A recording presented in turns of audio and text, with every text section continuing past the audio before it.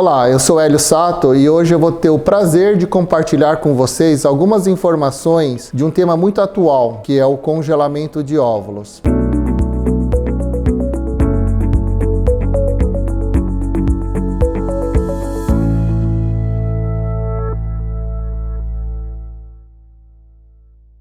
Inicialmente, foi concebido essa alternativa para preservar a fertilidade em mulheres que teriam a sua reserva comprometida por meio de algum tratamento, como uma quimioterapia, como uma radioterapia ou eventualmente um câncer propriamente no ovário. Mas foi observado que essa alternativa também serviria para aquelas mulheres que desejassem a gravidez numa idade um pouco mais avançada, pois após 35 anos, há uma diminuição tanto quantitativa quanto qualitativa dos óvulos. E dessa maneira, se uma mulher fizer o congelamento antes dessa fase, ela vai ter um prognóstico de gravidez tardiamente muito mais eficaz em termos de número de embriões que são formados e taxa de nascidos vivos. E dessa maneira a gente define o congelamento social dos óvulos, ou seja, não por um motivo especificamente médico, mas por uma decisão pessoal da paciente ou do casal. As principais etapas de um congelamento inicia-se com estímulo ovariano e para esse fim utilizam-se as medicações que a gente define como gonadotrofinas, que são hormônios na qual estimulam o crescimento da estrutura onde o óvulo se desenvolve, que denominamos de folículos antrais. A média de tratamento é de 9 a 12 dias e após esse período é feita a captação desses óvulos.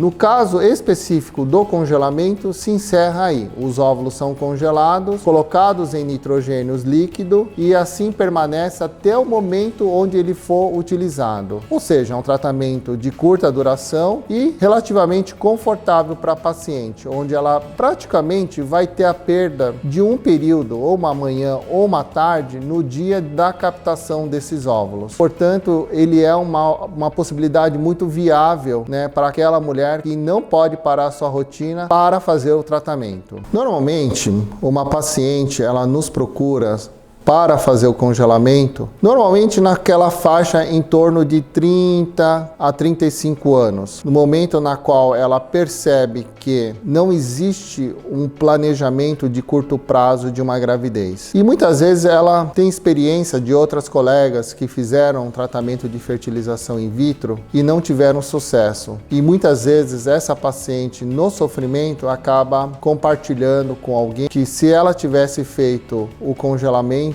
ela teria tido um outro desfecho, ou seja, a gravidez e o bebê no colo. Então, eu acho que numa consulta é muito importante a gente poder compartilhar essas informações acerca da expectativa de uma paciente, que varia de acordo com a idade dela, com a reserva ovariana e também com alguma comorbidade ou afecção que ela possa ter, como mioma, endometriose, adenomiose, eventualmente alguma questão mamária também acaba podendo interferir, nessa decisão. Mas de modo geral, recomenda-se o congelamento em pacientes abaixo de 35 anos. Isso também não é algo absoluto, tá? Já tive pacientes um pouco mais, acima dessa idade, na qual ela se deu conta, olha, eu tô com 37 anos e eu não tenho um parceiro no momento, não considero uma gravidez sozinha, mas eu quero ter um prognóstico para uma gravidez, um backup, uma alternativa para que, caso após 40 anos eu encontre alguém, ou caso não encontre e decida ser mãe, ter esses óvulos congelados mesmo aos 37 anos, tá? Ainda é uma alternativa com uma alta eficácia de gravidez. Outra pergunta muito corriqueira naquela paciente que vai fazer o tratamento de congelamento é quais etapas que ela tem que se submeter para conseguir alcançar os óvulos. Bom, é básico, então primeiramente na consulta é avaliado esses critérios que eu comentei, que é a idade, a reserva ovariana dela, qual a expectativa, se ela tem alguma comorbidade. Então segue-se um planejamento de uma rotina de exames. Então a gente vai verificar se ela não tem nenhuma alteração genética, se ela não tem nenhuma doença que possa eventualmente ser transmitida ao bebê, como doença genética ou eventualmente alguma doença infecciosa, e também a sua condição descrição clínica geral, seu Papa Nicolau, seu ultrassom de mama, eventualmente a mamografia, exames de sangue, exame de urina. Uma vez que os exames estiverem todos em ordem, é iniciado o estímulo ovariano, que pode ser feito de preferência após a menstruação ou após a identificação da ovulação. Segue-se então o uso das gonadotrofinas, tá? Que são medicações que estimulam a estrutura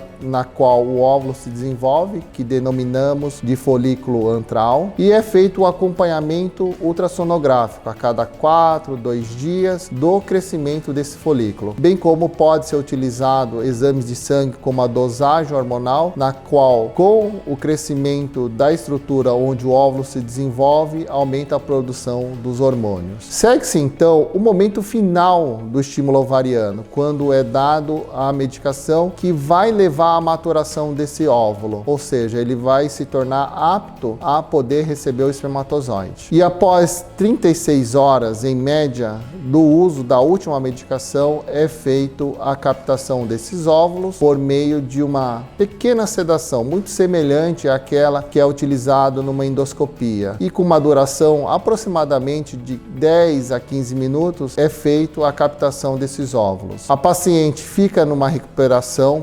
pós-sedação por volta de 5 minutinhos e então ela se retorna para o quarto e após aproximadamente 2 horas ela recebe alta da clínica e segue sua vida normalmente após esse procedimento. No dia seguinte à captação, a gente consegue ter o resultado, ou seja, quantos óvulos maduros foram captados, e todos esses que alcançaram esta fase, eles são congelados e vão ser utilizados no futuro, assim conforme o desejo da paciente. Uma pergunta muito corriqueira é sobre a questão jurídica do tratamento do congelamento de óvulos.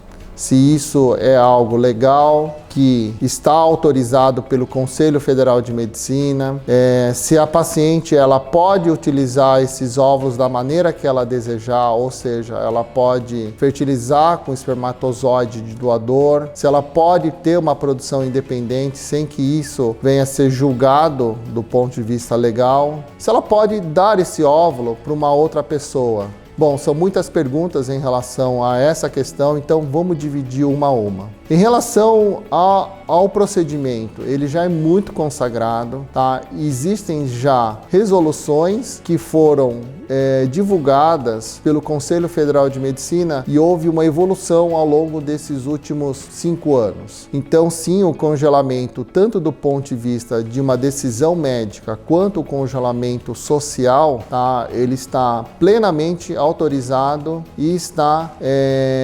pautado na ética médica. Uma alternativa que cada vez mais a gente tem observado, que é uma opção de uma paciente, principalmente quando ela tem uma reserva muito grande de óvulos, é ela poder compartilhar esses óvulos. E o programa de compartilhamento, a gente define uma doadora, que é essa paciente jovem, abaixo de 35 anos, que tem uma boa reserva ovariana, que não tem doença infecciosa, assim como doença genética, e ela tem uma previsão de ter uma captação de um número grande de óvulos, tá? Acima de 15, acima de 20, e ela tem na ideia que ficar com muitos óvulos sobrando também não é uma boa alternativa para ela, porque eventualmente ela vai falar, puxa, o que eu vou fazer com esse excesso? E nesse cenário, uma alternativa que ela tem é poder doar os óvulos para uma receptora, que obrigatoriamente tem que ser anônima, ou seja, a doadora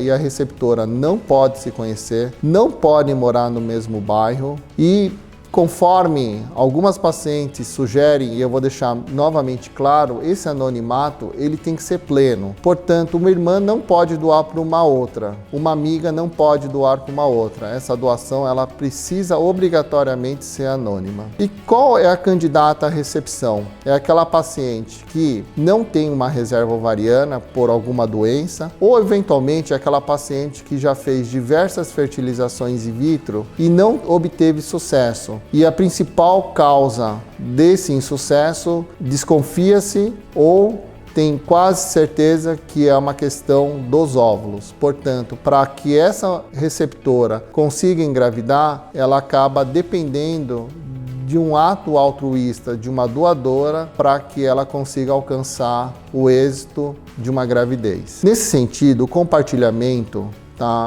é permitido que a receptora contribua, financeiramente com uma parte do tratamento dessa doadora. Ela não pode ser um custo completo, pois nessa situação caracterizaria uma compra, e na lei brasileira toda doação tem que ser um ato de altruísmo, ou seja, não pode haver um ganho financeiro ou eventualmente alguma vantagem econômica na qual seduza a doadora a ter essa decisão. Dessa maneira, o compartilhamento acaba ficando muito mais evidente o ato de altruísmo do que realmente uma vantagem financeira. E de modo geral, a gente acaba tendo nesse cenário uma lista muito grande de receptoras. Portanto, se há um desejo de alguma paciente jovem em fazer o congelamento e ao mesmo tempo poder ajudar outra mulher, um outro casal ao conseguir alcançar o seu sonho com os óvulos que são obtidos dela, é algo na qual a gente incentiva, dada a necessidade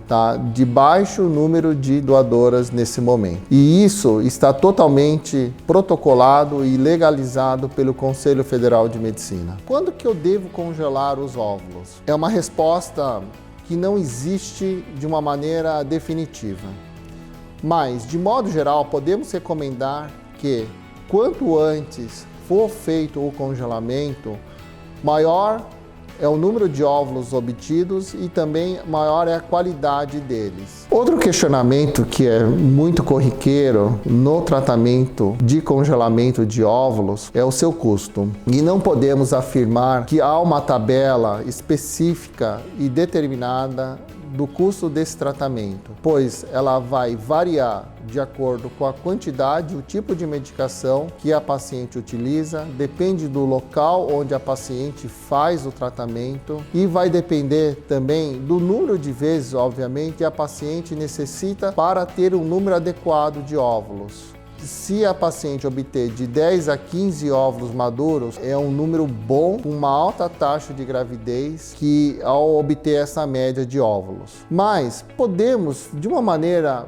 bem no palpite, de uma maneira se expondo um pouquinho até a um risco de estar errado, em torno de uns R$15 mil um tratamento de congelamento. E um custo anual em torno de R$1.000 para a manutenção desses óvulos. Bom, chegamos ao final de mais uma apresentação e eu gostaria que vocês deixassem seus comentários, suas dúvidas, para que possamos esclarecer, e essa interação ela é muito válida nas mídias sociais. E peço também que você deixe suas curtidas e também acione o sininho para o recebimento de novos vídeos. Muito obrigado pela atenção de vocês.